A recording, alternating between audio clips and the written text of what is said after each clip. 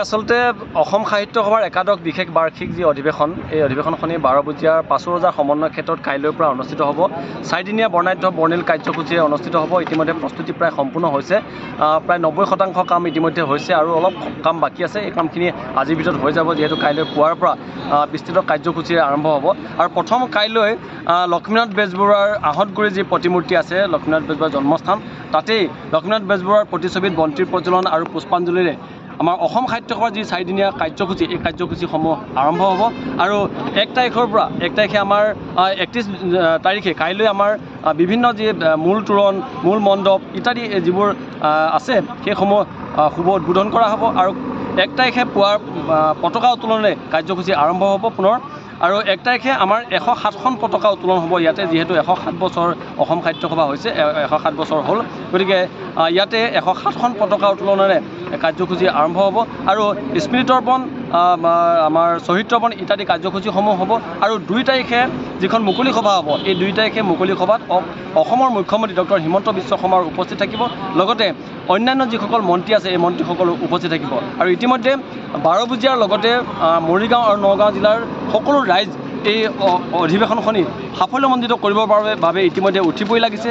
কাম ইতিমধ্যে প্ৰায় সম্পূৰ্ণ হৈছে বুলি উল্লেখ কৰিছোঁ। গতিকে 12 বজিয়াবাসী ৰাইজ, লগতে মৰিগাঁও, নগাঁও, ৰহা ইত্যাদি সকলো ৰাইজ ইতিমধ্যে এই অধিৱেশনখনি যাতে সাফল্যমণ্ডিত কৰি তুলিব পাৰে তাৰ কাৰণে পূৰ্ণ প্ৰস্তুতি চলাইছে। ইতিমধ্যে আমি জানিব পৰা মতে অসমৰ বিভিন্ন জিলাৰ পৰা 3000তকৈ অধিক প্ৰতিনিধি অংশগ্ৰহণ কৰিব। আৰু বাণিজ্য মেলাৰ ইতিমধ্যে 800 বিপণীয়ে ইতিমধ্যে পঞ্জীয়ন কৰিছে, তেখেতসকল আহিম বুলি কৈছে। আৰু গ্ৰন্থমেলাৰ ইতিমধ্যে আমাৰ 400 বিপণীয়ে ইয়াত অংশগ্ৰহণ কৰিছে, পঞ্জীয়ন কৰিছে। আৰু বাকী যিবোৰ কাম কাজ চলি আছে আপোনালোকে দেখিছে। আমি এটা কথা ক'ব খুজিছোঁ যে আমাৰ আই মাতৃসকলে আমাৰ প্ৰতিনিধিসকলক, অতিথিসকলক আপ্যায়ন কৰিবৰ কাৰণে লাড়ু পিঠা তেখেতসকলে প্ৰস্তুত কৰিছে। আৰু আমি এটা কথা সুখী হৈছোঁ যে গাঁৱৰ ৰাইজ ওলাই আহিছে, নিজে বাঁহ দিছে আৰু নিজে বাঁহ লৈ আহি পেলাই এই সমন্বয় ক্ষেত্ৰলৈ আহিছে, 5 বজাৰ সমন্বয় ক্ষেত্ৰলৈ আহিছে। আৰু ৰাইজেও ইয়াত ওতঃপ্ৰোতভাৱে জড়িত হৈ কাম কাজ কৰিছে। আৰু ৰাইজে ওলাই আহি আজি নাটঘৰৰ কাম কৰিছে। আৰু আমাৰ কথা এইটোহে যে আমি ৰাইজক এটা কথা অনুৰোধ জনাব খুজিছোঁ অসমৰ, যে সকলো ৰাইজ এই অধিৱেশনলৈ আহক। যে 1917 চনত এই অনুষ্ঠানটোৱে অসমীয়া জাতিৰ স্বাভিমান, অসমীয়া জাতিৰ অস্তিত্ব, ভাষা ৰক্ষা কৰিবৰ কাৰণে এই অনুষ্ঠানটোৱে যিটো জাতীয় সত্তা ৰক্ষা কৰি আহিছে, এই সত্তা ৰক্ষা কৰাৰ ক্ষেত্ৰত যাতে অসমৰ জাতি, বৰ্ণ, ধৰ্ম নিৰ্বিশেষে সকলো শ্ৰেণীৰ লোক আহি ইয়াত উপস্থিত হৈ আনন্দৰ মনেৰে এই সাহিত্যৰ যি অধিৱেশনখন সাফল্যমণ্ডিত কৰাত সহায় কৰে, তাৰ বাবে আমি সকলোকে এই অধিৱেশনলৈ আহিবৰ কাৰণে আমি আহ্বান জনাইছোঁ। ডক্টৰ হিমন্ত বিশ্ব শৰ্মা উপস্থিত থাকিব।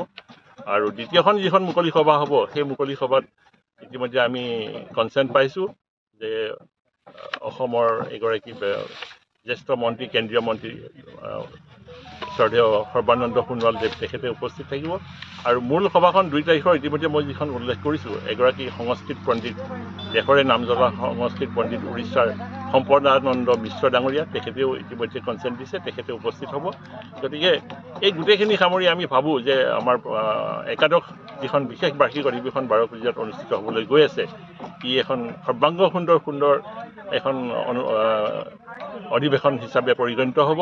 আৰু সৰ্বদিশতে যাতে সৰ্বতো প্ৰকাৰে আমি সফল হ'ব পাৰোঁ, তাৰ বাবে আমি সমগ্ৰ অসমবাসী ৰাইজলৈ আহ্বান জনাইছোঁ। আৰু আজিৰ এই আপোনালোকৰ জৰিয়তে আমি সমগ্ৰ ৰাইজলৈ আহ্বান জনাইছোঁ যাতে আপোনালোকে সকলোৱে আমাৰ এই অধিৱেশনখন সাফল্যমণ্ডিত কৰাৰ ক্ষেত্ৰত সহায় সহযোগ আগবঢ়ায়। আৰু আপোনালোকৰ অংশগ্ৰহণৰ কাৰণে আপোনালোকৰ আটাইকে আমি আদৰণি সন্মিতিৰ পৰা আদৰণি জনাইছোঁ। আৰু আপোনালোকক আহ্বান জনাইছোঁ যে ইয়াত অংশগ্ৰহণ কৰক, স্বতঃস্ফূৰ্তভাৱে আমাৰ এই মহান জাতীয় অনুষ্ঠানটোক আৰু 12 বজিয়াবাসীক আপোনালোকে সহায় সহযোগ কৰি 12 বজিয়াবাসীক ধন্য কৰক। আমি খুব সুন্দৰভাৱে কামবিলাক চলি আছে। এই বিষয়ত আমাৰ কাৰ্যকৰী সভাপতিও দুআষাৰ ক'ব। তেখেতে